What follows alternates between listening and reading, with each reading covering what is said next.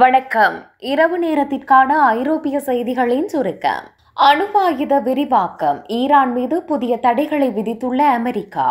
ஈரானுக்கு எதிராக அமெரிக்கா புதிய பொருளாதார தடைகளை விதித்துள்ளதாக அமெரிக்க வெளியுறவுத்துறை செயலாளர் ஆண்டனி பிளிங்கன் தெரிவித்துள்ளார். தொடர்ச்சியான அணுசக்தி அதிகரிப்புக்கு பதிலளிக்கும் விதமாக இந்த தடை விதிக்கப்பட்டுள்ளது. ஐக்கிய அரபு எமிரேட்ஸை தளமாக கொண்ட 3 நிறுவனங்கள் மற்றும் அதனுடன் தொடர்புடைய 11 கப்பல்கள் மீது நேற்று தடை விதிக்கப்பட்டுள்ளது. 27 ஆஸ்திரேலியர்களுக்கு எதிராக தடை விதித்த ரஷ்யா. ஆஸ்திரேலியாவின் 2 முன்னாள் பிரதமர்கள் உட்பட 27 பேருக்கு எதிராக ரஷ்யா தடைகளை அறிவித்துள்ளது. ரஷ்ய எதிர்ப்பு நிகழ்ச்சி நிரலை முன்னெடுப்பதற்காக ஆஸ்திரேலியாவின் முன்னாள் பிரதமர்கள் டோனி அபோட், ஜோன் ஹவார்ட் உட்பட 27 பேருக்கு எதிராக தடைகளை ரஷ்யா அறிவித்துள்ளது.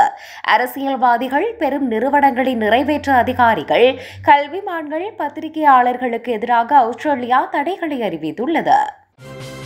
உக்ரைனின் முக்கிய பகுதியில் இருந்து வெளியேற்றப்பட்ட ரஷ்ய துருப்புகள். உக்ரைன் ராணுவம் அதிரடி. உக்ரைனின் நிலப்பரப்புகளை ஆக்கிரமிக்கும் ரஷ்யாவின் தாக்குதல் தீவிரமடைந்து வரும் நிலையில் முக்கிய பகுதியில் இருந்து ரஷ்ய படைகள் வெளியேறியுள்ளதாக உக்ரைன் தெரிவித்துள்ளது.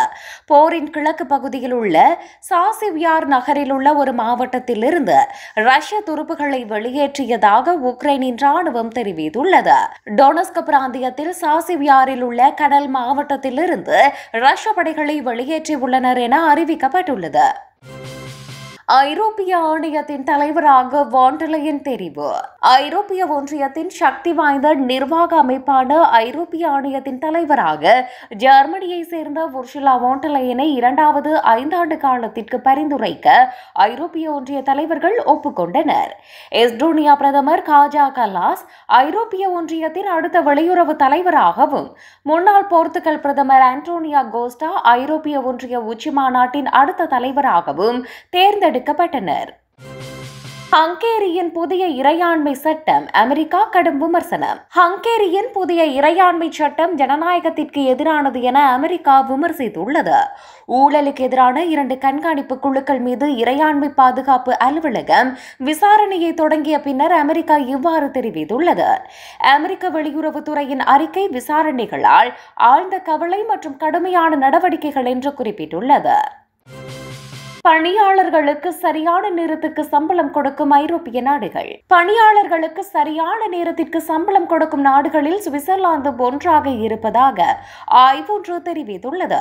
குறிப்பாக 68.8% சுவிஸ் நிறுவனங்கள் சரியான நேரத்தில் சம்பளம் கொடுக்கின்றன என அந்த அமைப்பு தெரிவிக்கிறது.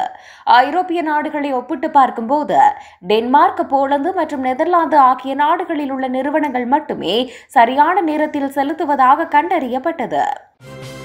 பிரான்சில் அதிகரிக்கப்படும் எரிவாயு கட்டணம். ஜூலை 1ஆம் தேதி முதல் பிரான்சில் எரிவாயு கட்டணம் கணிசமாக அதிகரிக்கும்.